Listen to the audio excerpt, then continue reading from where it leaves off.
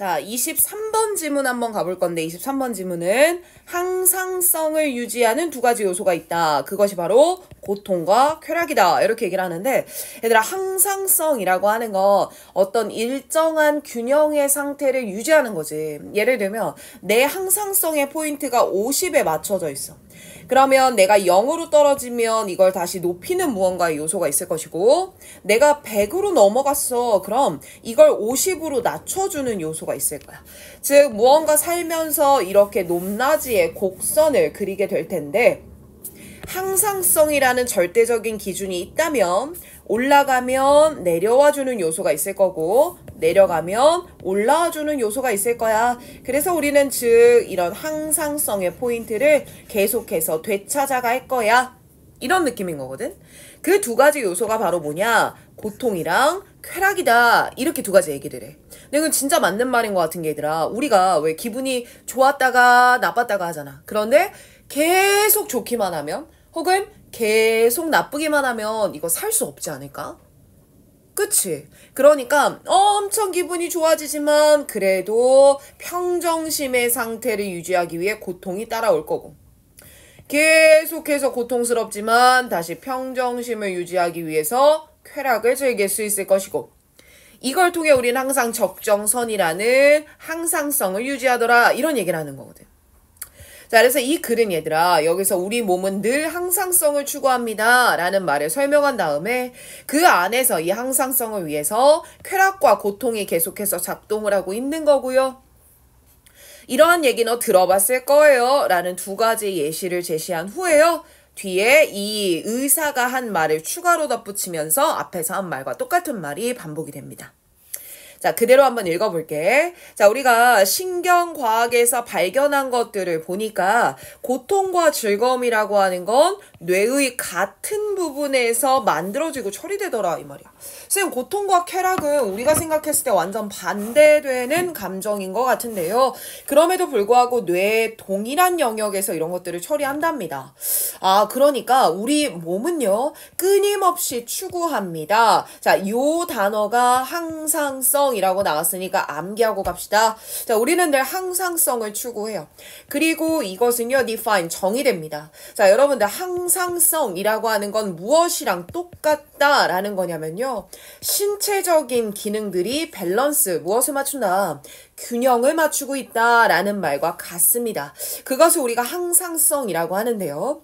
우리 몸 안에는 이 항상성을 위하여 체계적으로 작동하는, 효과적으로 작동하는 보상기제가 있습니다.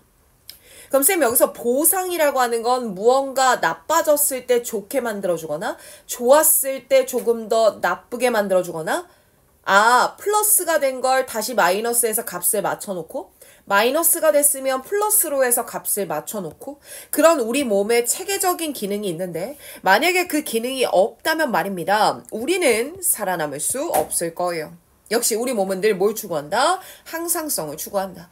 그렇기 때문에 우리 몸 안에 있는 이 보상기제라고 하는 것은 어떤 거냐면 잠재적으로 하이와 로우가 계속 반복될 거야. 다시 말하면 우리가 살면서 계속되는 변화가 있겠지. 기분이 좋았다가 나빴다가 하는 것처럼 말이야.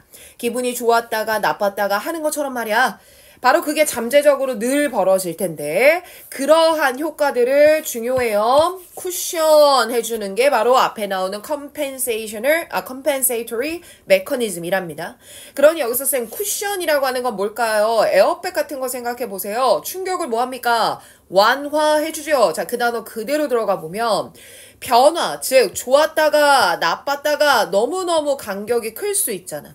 이 변화 간의 차이를요 너무 크게 놔두면 항상성이 깨지잖아요. 그러다 보니까 이 변화 간의 차이를 조금 더 완화시켜주는 거, 그러니까 좁혀주는 거, 좀 어휘가 안 맞지만 이해해주세요. 완화시켜줘, 좁혀시켜줘, 그걸 쿠션이라고 말을 한 거고요. 이때 쿠션이랑 같은 단어 수능의 빈출을 soften, ease, 쉬운 단어들 있지만 이 단어 모를 것 같아서 갖고 와봤어. alleviate라는 단어, 완화시키다 라는 많이 나오는 단어고요.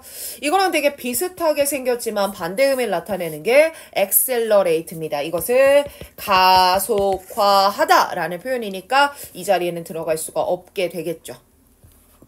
됐습니까? 자, 어찌됐든 우리 몸 안엔 이런 보상기제가 높낮이 간의 차이를 쿠션해주는 기능을 합니다. 자, 이때 쾌락과 고통이라는 두 가지 요소가 있을 텐데요. 바로 이 쾌락과 고통이라고 하는 게 뭐와 같냐? 이 같은 동전의 양면과 같습니다. 자, 그럼 이쪽 우리 동전은 이렇게 생겼잖아요. 이게 원래 바닥에 뒹굴어 있잖아요. 바닥에 뒹굴어 있으면 한쪽 면만 보이잖아요.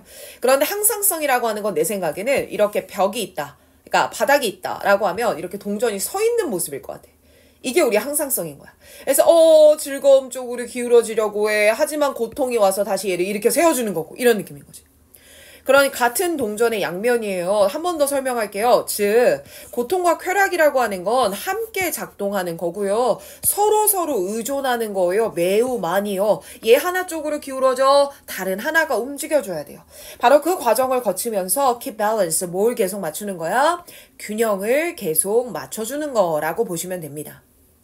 자, 바로 너는 아마 상상할 수 있어. 예시 1번이라는 거고요. 너는 이 고통과 기쁨이라고 하는 게, 고통과 쾌락이라고 하는 게 저울에, 이때 스케일은 저울인데 저울에 양쪽 반대되는 포인트로 한번 상상을 해봐. 여러분들 저울이 있어요. 균형이 맞아져 있죠. 그쵸? 자, 여기에 고통이 있고 여기에 쾌락이 있는 겁니다. 자, 이때 만약에 한쪽으로 내려가기 시작한다라고 하면 한쪽이 어떻게 되지? 올라가지? 그리고 또 반대로 한쪽이 내려갑니다. 그럼 반대쪽이 뭐 하죠? 올라가죠. 결국 너는 쉽게 알 수 있을 텐데 한쪽의 포인트가 올라가게 되면 다른 한쪽은 떨어지게 되는데 그 떨어지는 정도는요. 두 가지가 서로 밸런스가 맞춰서 움직일 거잖아요. 그 밸런스가 맞춰서라는 단어 이렇게 표현한 거야.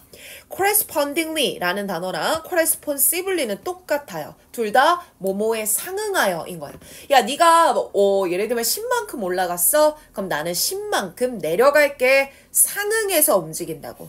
그래서 얘들아, 난 이 단어 바뀌어도 되게 좋을 것 같아. proportionally 하면은 비례하여 라는 뜻이거든요. 얘가 내려간 만큼에 비례하여 얘도 올라올 겁니다. 쌤, 결국 이 긴 어구가 하는 말을 조금 더 생각해보면 한쪽에 변화가 생겼어. 그러면 그 방향으로만 계속 변화가 이어지는 게 아니고 같은 상응하는 정도의 다른 방향의 힘이 작동하니까 다시 균형이 맞춰진다 이 말일 것 같아. 그래서 저울을 가지고 첫 번째 예시를 들어준 거고 두 번째 예시는 너 이런 것도 있지 않아요? 고통이 없어, 얻는 게 없어. 이런 말 들어본 적 있죠? 쌤 조금 더 풀어보면 고통이 있어야 얻는 게 있다라는 거고요. 자, 이때 무언가 원하는 거 얻으면 어떻습니까? 즐거움이 오지 않습니까? 맞습니다. 이게 쾌락을 아마 나타낼 겁니다. 그러니 고통 없이는 쾌락도 없고 고통이 있어야 쾌락이 있고 결국 다시 말하면 고통과 쾌락은 늘 우리의 두 가지 요소로 동시에 같이 늘 공존하는 겁니다. 이런 얘기하는 것 같죠. 자, 그리고 이제 글쎄 이 심리학자인 정신과 의사인 이 사람 말에 따라 보면 앞에서 말한 this word, 이 this word가 no pain, no gain 이 표현이 되겠죠. 자, 이 표현은요 아마 맞는 것 같아. 왜냐면 이 정신의학사는 대절이야라고 설명했거든. 우리가 비참했을 때, 즉 고통이 너무 심할 때 고통을 벗어나려는 노력을 하지. 막 예를 들면 남친이랑 헤어졌어, 여친이랑 헤어졌어, 너무 괴로워. 그래서 막 무언가 열심히 일도 하고 막 이럴 거 아니야. 그런데 그럴수록 만들어버려 우리를 훨씬 더 뭐하게 비참하게 만든다는 거야.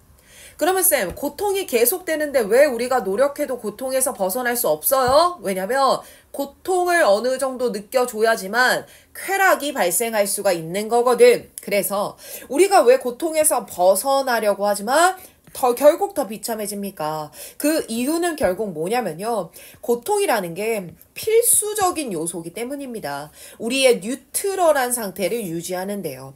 그럼 여기서 뉴트럴한 상태다라고 하는 건 우리의 중립적 상태니까 바로 항상성의 상태를 말할 것이고 그렇기 때문에 우리가 그 고통을 허락해야지만 즉 받아들여야지만 우리는 다시 균형이 잡힌 상태로 우리의 스킬, 우리 내부의 저울을 reset, 다시 되돌릴 수 있어요. 그래서 다 바꿔 말하면 다시 균형의 상태로 되돌아올 수 있는 겁니다. 그러니 우리의 몸은 늘 항상성을 유지하기 위해서요.